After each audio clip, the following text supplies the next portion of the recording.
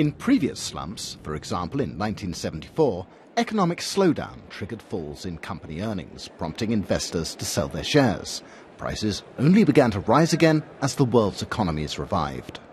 Not so in 2013. In the United States, the Dow Industrial Average has risen nearly 15% since the start of the year.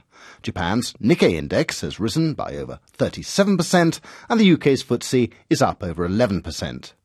But the US economy is estimated to be growing at only 2.5% a year, Japan's by only 0.2%, and Britain's by 1.2%.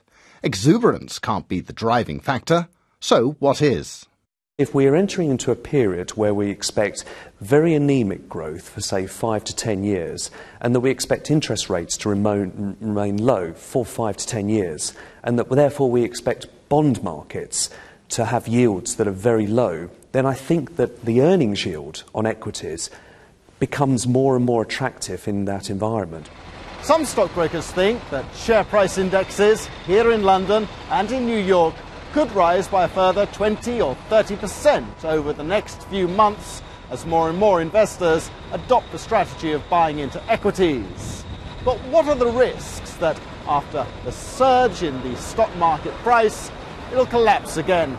Biggest risks at the moment would be any disappointments in US economic recovery, more than an expected slowdown in Chinese growth, something going wrong in the Eurozone, such as a country having to exit, or general investor sentiment just starting to wonder whether we've come too far too fast in the first few months of 2013.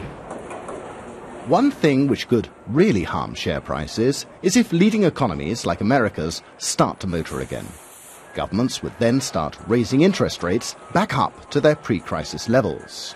And that would make other investments, like bonds, look much more attractive than shares. Jeremy Howell, BBC News.